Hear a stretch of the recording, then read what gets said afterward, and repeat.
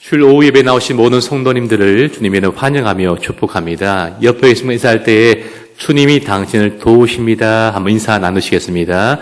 주님이 당신을 도우십니다. 당신을 도우십니다. 아멘. 오늘 본문의 사건은 예수님께서 하나님 아들이심을 보여주는 갈릴리 가나에서 행하신 두 번째 표적이 되는 사건입니다. 예수님은 사마리아 수가성을 떠나시고 갈릴리로 나가셨습니다. 아마 이 수가성 사람들은요, 우리 주님 하루만 더 계셨으면 좋겠다라는 그런 간절한 마음을 가지고 예수님을 아마 만류했을 것입니다. 그런데 그들의 기대와 바람과 다르게 우리 주님은요, 갈릴리로 떠나셨습니다. 사람 그렇지 않습니까? 내가 좀 칭찬 많이 받고, 또 예쁨 많이 받고, 환영 많이 받는 곳에 가고 또 가고 싶은 반면에 나를 좀 배척하고 반대하거나 조금 싫어하는 곳에는요, 다시는 가고 싶지 않은 것이 바로 사람의 마음입니다. 그러나 우리 주님은요, 어떤 감정에 치우신 것이 아니라 사명을 따라서 그곳으로 떠나가셨던 것입니다. 오늘 우리의 교회가 우리의 삶이 그러해야 한다라고 생각이 듭니다. 교회는 부름받은 사람들의 모임이지 않습니까? 우리 함께 모여서 예배를 드리고 기도를 합니다. 함께 은혜를 나누는 것이죠. 그리고 우리는 다시 삶의 현장으로, 우리의 가정으로, 우리 학교로, 직장으로 돌아가서 그들을 우리가 만나야 하는 것이죠. 우리가 모여서 함께 큰 은혜를 나누고 흩어져서 받은 은혜를 다시 그들과 나누는 우리 삶이 되었으면 좋겠습니다. 예수님은 고향으로 가시기 앞서서 이미 제자들에게 내가 그곳에 가서 배척을 받을 것이라고 앞서 먼저 아셨고 그들에게 말씀을 하셨습니다. 그러나 주님은 그 모든 것을 다 아심에도 불구하고 그들에게 가는 것을 결코 피하지 않으셨다라는 것입니다. 요즘에 믿는 성도들 가운데서 천국 가는 것을 꺼려하는 분들이 늘어나고 있다는 이야기를 듣게 되었습니다. 왜입니까? 천국에 가면은 또 그분을 봐야 하기 때문입니다. 그렇죠? 오늘도 싫은데 봤는데 천국 가서도 계속 그분을 보아야 하기 때문에 천국 가는 것을 꺼려하는 우리 성도들이 많아지고 있다는 것을 듣게 되었습니다. 여러분, 우리가 어떤 감정에 치우쳐서 어떤 사람을 대하는 것이 아니라 사명을 따라서 그렇죠? 그 사람을 만나고 대하는 우리가 되었으면 좋겠는데요. 갈릴리 사람들이 예수님을 영접합니다. 그들 영접한 이유는요, 예수님이 행했던 그 일들을 그들이 보았기 때문이죠. 그들은 기적을 보고 주님을 영접한 것입니다. 그들은요, 단지 주님을 특별한 사람쯤 여기고 그냥 환영했을 뿐이었습니다. 사마리아 성의 여인이 우리 주님께서 행하신 일들을 직접 본 것은 아니지만 그 말씀을 듣고 예수님을 구주로 영접한 것과는 사뭇 다른 그들의 반응이었던 것입니다. 그들은 기적만을 보고 기적을 바라면서 예수님을 환영하였습니다.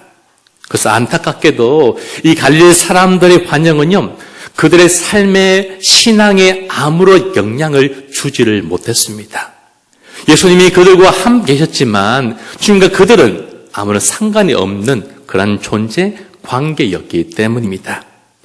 갈릴리 사람들에게 우리 주님은요, 주인이 아니었습니다. 늘 손님이었던 것입니다. 그러으니 그들과 아무런 관련이 없던 것이고 주님 십자가 치니까 모두가 다 뿔뿔이 흩어진 것이었습니다.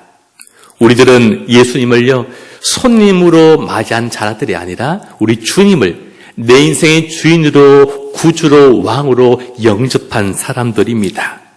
진짜 영접한다는 것이 무엇입니까? 우리 주님을 내 인생의 주인으로 모신다라는 고백인 것입니다. 그럴 때 하나님 능력이 우리 안에 나타나게 될 줄로 믿는 것입니다. 예수님 다시 갈릴리 가나로 가셨습니다. 가나가 어떤 곳입니까? 우리 주님이 물의 변화의 포도주를 만든 그 첫 번째 표적의 현장, 장소가 바로 가나였습니다. 오늘 성경은요, 첫 번째 표적의 내용을 굳이 말씀하시면서 우리로 하여금 오늘 이 가나에서 또 다른 기적이 일어날 것을 우리로 하여금 기대하게 만드는 것입니다. 오늘 예수님 그곳에서 왕의 신하를 만나십니다. 가나에서 약 34km 떨어진 이 가버나움에 병든 아들을 둔 왕의 신하가 있었습니다. 그는 당시 갈릴리의 분봉 왕이었던 헤롯 안티파스의 고위 관리였던 것입니다. 그는요, 남들이 다 부러워할 만한 그런 힘이 있었고 재산이 있었고 또 많은 사람들로부터 존경받는 사람들이었습니다. 아무런 부러울 것이 없는, 다른 사람의 것이 부러울 것 없는 그 사람이 무려 이럴 시간이 넘는 먼 길을 예수를 만나려 직접 찾아온 것입니다. 그 이유가 무엇입니까? 자신의 아들이 병들었기 때문입니다. 아들이 병이 들었고 기력이 쇠하여져 갔습니다. 생명이 위독해졌습니다. 자신이 할 수 있는 일들을 다 찾아보았고 다 행했지만 크게 도움이 되지 못하였습니다. 그런 그에게 반가운 소식이 들려옵니다. 그렇죠? 예수님이 계시는 그분이 병든 자를 고치더라는 그 소식이 이 왕의 신하의 귀에도 들려오게 되었고 그 소식을 듣자 그의 마음에 희망의 새손이 돋아나기 시작했던 것입니다. 그 안에 내 아들도 이제 나을 수 있겠구나 라는 그런 작은 희망이 돋아났던 것입니다. 그래서 그 먼 길 주저함없이 한 걸음에 달려오게 되었습니다. 사랑하는 성도 여러분, 우리도 예수님에 대한 말씀을 들을 때에 아무리 절망적인 상황일지라도 우리 안에 그 말씀을 들으면 우리 안에도 소망과 희망의 새손이 돋아나는 것입니다. 우리의 삶이 아무리 한겨울처럼 추위가 가득하고 찬 바람이 내 삶 가운데, 우리 자녀의 삶 가운데 가득 불지라도 주의 말씀을 들으면 한결도 새손은 돋아나게 됩니다.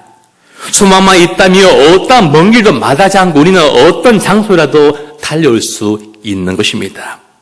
오늘 본문 말씀을 통하여서 우리 안에 잃어버렸던 그 소망, 그 희망이 다시 회복되기를 간절히 주의 이름으로 축복합니다.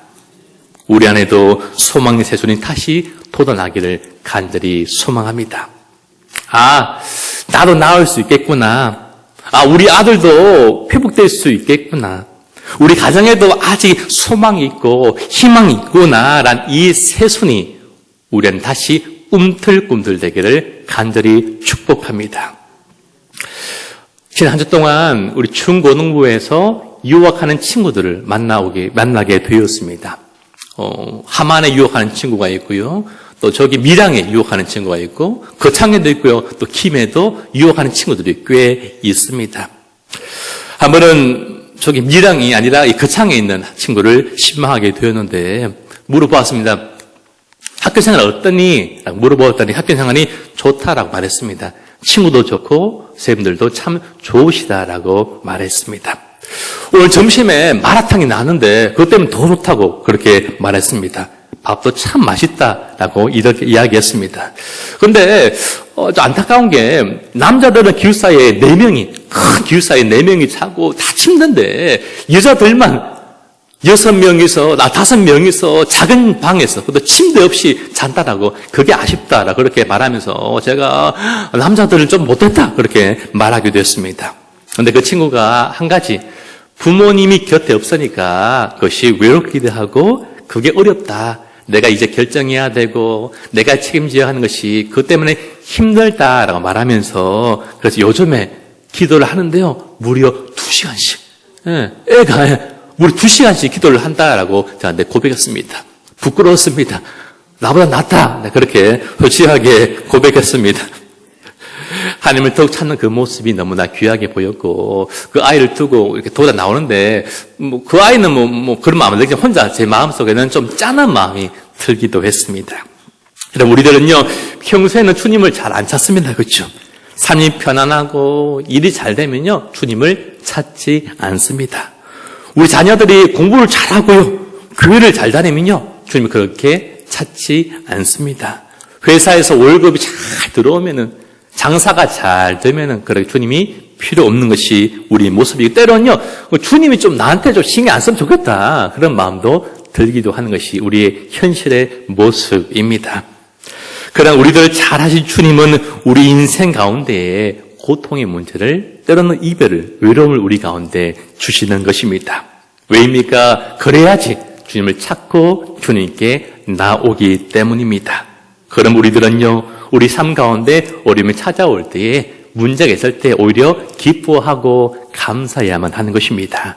왜입니까? 그때가 돼야지만 더 주님을 찾고 부르짖기 때문에 하나님과 더욱더 가까이 하는 시간이 되기 때문입니다. 오늘 왕의 신하는요, 주님의 소식을 듣고 예수님께로 나아갔습니다.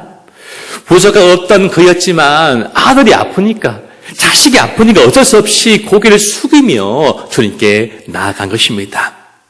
모든 걸 다 가진 그였지만, 권력도 가진 그였지만, 칭찬과 명성 듣는 그였지만, 그러나 적어도 자식의 문제, 아들의 질병은 그 스스로 고칠 수가 없었기 때문입니다. 여러분, 아무리 수학 교사라도, 아무리 음악쌤이라도, 미술 교사일지라도 자녀들의 미술, 자녀의 음악, 자녀의 수학과 공부는 책임지지 못합니다. 잘 가르치지 못합니다. 아무리 아빠 목사라도요, 자녀가 신앙이 있는 것은 결코 아닙니다. 이것이 우리 모두의 현실의 모습인 것입니다. 그런데 아들의 병을 고쳐주기를 청합니다. 그렇죠? 그런데 이 청하였다 말하는데요, 이것이 끝난 그런 형식이 아니라 미완료형으로 그렇게 기록되어 있다라는 것입니다. 무슨 말입니까?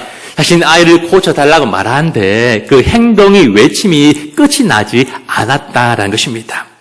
주님이 들어주실 때까지, 아이가 나을 때까지 계속해서 요청했음을 청인 그렇게 기록하고 있는 것입니다. 이 모습은 오늘 우리의 기도가 어떠함을 우리에게 참 잘 보여주고 있는 것입니다. 저희 아들이 자동차를 참 좋아하는데, 가장 좋아하는 자동차가 이 교회 봉고차를 가장 좋아합니다. 특별히 스타리아를 굉장히 좋아하고 있습니다. 정말 꿈이 없이 그냥 있는 그대로 정말 이 자동차를, 봉고차를 묵상하고 진짜 사랑하고 있습니다. 몇 주에는요, 줄 아침 됐는데 딴 거 아니라 가장 먼저 창문을 이렇게 하나 열고 창문을 보면서 그 차가 잘 있나 이렇게 솔직히 보면서 정말 한 30분 동안 그렇게 묵상하고 또 되새기고 있었습니다. 꼭 차를 한 대 사줘야 될 것 같은 분위기입니다. 그때 엄마가 한번 이렇게 말했습니다. 평안아, 기도하면 하나님이 봉고차를 주실 거야. 그렇게 이야기했습니다. 조금 더 정확하게 말하면 봉고차를 주실 수도 있어라고 그렇게 이야기했습니다. 그런데 이 아이가 조용히 있더니요, 기도를 했습니다. 마지막에 뭘 하는지 모르겠으면 쪼그렸기 때문에 모르겠는데 어쨌든 끝에 아멘! 라 그렇게 기도했습니다. 그런데요, 예수 이름으로 안 했습니다. 응답은 안 될 것 같습니다. 예. 어쩔 수 없습니다. 그렇죠? 여러분, 이 아이의 기도를 보면서도 참 제 자신이 참 부끄럽게 여겨졌고, 우리의 기도가 어떠해야 되는지를 다시 한번 생각해 보는 그러한 이야기, 그러한 일들이었습니다. 여러분, 오늘 우리의 간절한 기도가 다시 한번 회복되었으면 좋겠고, 이 간절한 기도가 멈추지 않기를 주의 이름으로 소망하며 축복합니다. 이 왕의 시대 아들의 상태는요, 생각보다 더 심각했습니다. 성경은요, 그의 죽게 되었다, 그렇게 말씀하고 있습니다. 아들은 점점 죽어가고 있었던 것입니다. 여러분, 절망 그 자체였습니다. 아마 이 아버지의 마음은요, 이미 무너져 내렸을 것입니다. 그럼 아들이 죽어가는데 정신이 온전한 부모가 세상에 어디에 있겠습니까? 그 말들은 예수님은요, 참 말도 참 예쁘게 하십니다. 참 너무나 따뜻하게 하십니다. 뭐라 말씀하십니까? 너희는 표적과 기사를 보지 못하면 도무지 믿지 아니하리라 라고 이렇게 말씀하십니다. 그렇죠? 좀 곱게 말씀하시고 좀 예쁘게 말씀하시고 힘들지 좀 이러면 되는데 참 되게 예쁘게 말씀하시는 것 같습니다. 사랑하는 성도님 여러분, 때로는요, 이러한 주님의 말씀이 우리의 마음을 아프게 하기도 합니다. 그런데요, 이것이 바로 복입니다. 성경이 우리에게 애둘러서 포장해서 돌려서 그렇게 말씀하지 않습니다. 있는 그대로 숨김 없이 그대로 우리에게 말씀하십니다. 여러분, 우리 인생 가운데 기도 응답과 기적은요, 때로는 직설적이고 때로는 날카로운 칼날 같아서 내 마음을 베고 내 사이를 도려내는 그 말씀을 통하여서, 아픔을 통하여서 우리 삶에도 기적이, 기도 응답이 일어나게 되는 것입니다. 오늘 말씀을 듣고 여러분의 마음이 아프십니까? 그러면 참 복된 것입니다. 그 아픔이 우리의 인생을 고쳐내고, 우리 자신의 인생을 고쳐내고, 우리의 가정 공동체를 다시 살려낼 말씀이 되기 때문입니다. 또한 참된 믿음은 놀라운 기적을 우리가 눈으로 꼭 봐야지만 생긴 것이 아닙니다. 언제 생깁니까? 주의 말씀을 들을 때에 우리의 믿음이 생기고 자라나게 되는 것입니다. 여러분, 오순절날 사람들이요, 열심히 기도하고, 그래서 성령이 임했을 때에 그들이 어떤 기적을 보고 그렇게 그들의 믿음이 자라는 것이 아니라 말씀을 들었기 때문이었습니다. 밀양에도 유학 중인 남학생이 있습니다. 고3인데 참 좋은 친구입니다. 왜냐하면요, 신방 갔는데 커피를 사주더라고요. 굉장히 멋진 친구였습니다. 이 친구가 지금 중고등부에서 요한복음을 가지고 성경을 필사합니다. 그냥 노트는 아니라 교재에 나온 그 요한복음 교재를 가지고 아이들이 지금 필사를 하고 있는데, 이 친구 이렇게 말했습니다.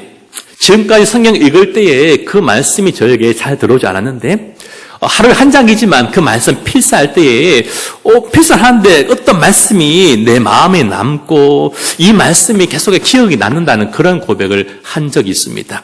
그랬더니, 그래서 매일 필사하니? 물어봤더니 또 그건 아니라고 저한테 그렇게 이야기했습니다. 어쨌든 말씀 필사하니까, 읽으니까, 들으니까 그 마음에 소망이 생기고 또 믿음이 자란다는 것을 제가 듣게 되었습니다. 여러분, 우리의 믿음과 신앙이 자라기를 원한다면 하나님 말씀을 우리가 들어야 하는 것입니다.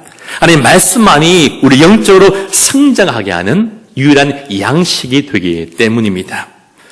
우리들이 하나님 말씀을 듣고 또 보고 적고 기록함으로 우리의 신앙이 자라기를 간절히 축복합니다. 예수님이 우리의 구원자이시고 그 말씀을 믿고 입술로 고백하는 우리의 신앙이 되었으면 좋겠습니다. 왕의 신하가 자신 아들 생각하면서 주님을 재촉합니다. 주여, 내 아이가 죽기 전에는 내려오셔서, 빨리 내려오셔서 빨리 고쳐달라고 그렇게 주님을 재촉하고 있습니다. 그런요, 죽은 아들이 주님의 도움을 받으면 살려날 것으로 생각했던 것입니다. 여러분, 백부장의 믿음 아시죠? 주님이 말씀만으로 살릴 수 있고 고칠 수 있다는 그 믿음만 못했지만, 그러나 적어도 자신 집에 들어오면은 자신 아들이 살아날 것을 믿는 그런 믿음이 있었다라는 것입니다. 그러나 이러한 믿음조차도 자신의 강력한 욕망에서 나왔다는 사실에서 온전한 믿음이라고 또 단정 지을 수는 없을 것 같습니다. 그러나 그의 불안정한 믿음, 완전하지 않은 그 믿음에도 불구하고 주님께서 그 기도에 응답하여 주십니다. 왕의 신하는 아들의 병을 고치고자 주님께 나갔지만 그 문제를 통하여 그의 믿음이 자라게 되었습니다. 문제를 통하여 순종하는 법을 그가 배우게 된 것입니다. 그리고 무엇보다 예수님이 어떤 분인지를 그가 깨닫게 되었습니다. 오늘 예수님은 가라, 내 아들이 살아있다, 그렇게 왕의 신하에게 말씀하십니다. 그리고 그 말씀을 듣고 곧장 집으로 돌아갑니다. 우린요, 왕의 신하의 놀란 변의 모습을 우리가 오늘 발견하게 됩니다. 예수님을 만나고 나서 놀랍게도 그 말씀을 신뢰하는 새로운 차원의 믿음을 그가 가지게 되었습니다. 문제는 비록 그대로였겠지만 그러나 그 문제를 바라보는 생각이, 시각이 달라지게 된 것입니다. 영적인 것에 눈이 떠여지게 되었습니다. 분명히 예수님 말씀만 믿고서 혼자 먼 길 돌아가는 것은 쉬운 결정이, 쉬운 일이 아니었습니다. 그가 두말 없이 순종한 것을 보면요, 믿음의 사람으로 변화되어 가고 있음을 우리가 짐작해 볼 수 있는 것입니다. 저는 많은 곳에, 특히 멀리 여행을 가고 싶은 것이 참 많습니다. 때로는 홈쇼핑을 바라보면서, 때로는요, 이 앱을 바라보면서, 저기 외국에 가면 좋겠다, 그런 생각을 많이 하곤 합니다. 그렇게 하지를 못합니다. 왜입니까? 비행기 타는 것이 너무나 두렵고 무섭기 때문입니다. 비행기를 타면요, 저기 멀리서 옆에서 잠을 자는 분들이 보입니다. 그렇죠? 너무나 부럽기도 합니다. 어떤 분들은요, 컵라면을 드시고 음식을요, 너무너무 식당처럼 드시는 분들도 많이 계십니다. 그렇죠? 근데요, 그렇지를 못합니다. 그렇죠? 왜입니까? 비행기가 떨어질까봐, 그렇죠? 혹시 사고 날까봐 그것이 두렵기 때문입니다. 오늘 이 사람은요, 예수를 믿고 자신의 인생을 자신의 아들을 맡겼습니다. 믿는다는 것이 무엇입니까? 한마디로 맡긴다라는 것입니다. 여러분, 믿고 자신을 맡길 때에 여러분, 우리 인생은요, 높이 비상할 수 있게 되는 것입니다. 사랑하는 여러분, 오늘 우리가 믿음으로 우리 인생의 크고 작은 모든 문제를 누구에게요? 바로 우리 주님께 맡길 수 있기를 간절히 축복합니다. 우리가 맡길 때에 우리 인생은요, 높이 비상할 줄로 믿습니다. 왕의 신하가 부지런히 집으로 향하여 내려갑니다. 그때 마침 그 반가운 소식을 가지고 오는 종들을 만나고 아들이 낳게 되었다는 그 기쁜 소식을 그가 마주대하게 됩니다. 사랑하는 성도님 여러분, 우리 예수님은요, 인간적인 상식과 지식의 한계를 뛰어넘는 분입니다. 그렇죠? 우리는요, 그 주님의 능력을 우리 스스로, 우리 생각으로, 우리 지식과 우리 경험으로 제한할 때가 너무나 많다라는 것입니다. 최근에 감기에 좀 여러 번 걸리게 되었습니다. 한 번은 아들이 감기 걸려서 저도 감기 걸리게 되었고, 또 한 번은 혼자서 저절로 걸렸습니다. 약을요, 3일치 받아오고 또 3일치 받아왔습니다. 약을 제가 잘 먹었겠습니까? 정말 잘 먹었습니다. 아침, 점심, 저녁 꼬박꼬박 정말 정확하게 잘 먹었습니다. 왜입니까? 약을 먹어야지만 나을 수 있다라고 생각하기 때문입니다. 근데 참으로 좀 안타까워 부끄러운 것은요, 약을 그렇게 꼬박꼬박 먹으면서 정작 감기 걸린 저를 위해서 기도는 많이 하지 않는 것을 보게 되었습니다. 왜입니까? 약 먹으면 낫겠지. 그런 마음이 있었기 때문에 정말 감기를 고쳐달라는 그 간절한 기도를 드리지 못했던 부끄러운 모습을 보게 되었다는 것입니다. 사랑하는 여러분, 예수님 누구십니까? 하나님의 아들이십니다. 우리의 구원자이시고 주인이시고 만왕의 왕이십니다. 우리 예수님께는 능치 못할 일이 전혀 없으십니다. 소경이 눈을 뜨게 하셨고 죽은 딸을 살려주셨고 바다 폭풍을 잠잠하게 만드셨고 모든 사망과 죽음을 이기시고 부활하신 분이십니다. 그분 하나님이시기 때문에 능치 못할 일이 없는 것입니다.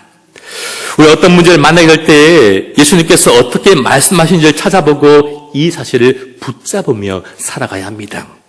여러분, 성경을 한번 보십시오. 성경은요, 우리의 문제보다 크고 작은 문제를 가진 수많은 사람들이 예수를 만나서 기도응답을 받고 평안을 누리는 그 구원의 사실이 수없이 이 말씀 속에 나오고 있습니다. 오늘 예수님을 알지 못했던 그였지만, 온전히 믿지 못했던 그였지만, 그의 문제를 통하여서 주님께 나가게 되었고, 그에게는 비교할 수 없는 놀라운 구원의 축복을 그와 그의 가족이 받게 된 것입니다. 오늘 우리에게 예수님은 어떤 분이십니까? 단순히 우리 복 주시는 분이십니까? 우리 기도에 응답하시고 응답하셔야만 되는 그런 분이십니까? 아니면 진정 나의 사랑하는 주님이시고 구원자이시고 왕으로 믿고 섬기며 살아가고 계십니까? 하나님, 오늘도 우리 앞에 찾아온 수많은 우리의 문제들, 자녀의 문제들, 가정의 문제들, 공동체의 문제들, 직장과 나라와 열방의 문제를 통해서 우리 예수님만이 우리의 구원자이시고 도움이시고 주님 되심을 고백하기를 원하고 계십니다. 그리고 그 가운데 우리로 하여금 순종을 배우게 하시고 아들 때문에, 딸 때문에, 자녀 문제 때문에, 부모님 문제 때문에 내 믿음이 더욱더 자라게 되고 더 주님을 가까이 갈 수 있는 것이 바로 은혜인 것입니다. 그리고 그런 자에게 주님께서는 말씀과 표적으로 응답하여 주십니다.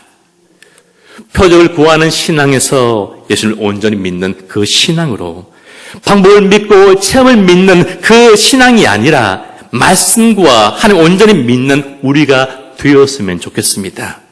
그때 우리 고통의 중심에서 기적을 베푸시는 그 하나님과 은혜를 경험하게 될 줄로 믿습니다. 말씀을 듣고 믿음으로 눈물과 아픔의 현장으로 오늘도 내려가게 될 때에 오늘도 우리를 향해 찾아오는 올라오는 회복과 기도의 응답을 듣게 될 줄로 믿습니다. 우리의 절망은 하나님 온전히 만나게 되는 기회임을 알고 오늘도 온전히 말씀을 붙들고 간절히 기도하는 우리 삶이 되시기를 주의 이름으로 간절히 소망하며 축복합니다.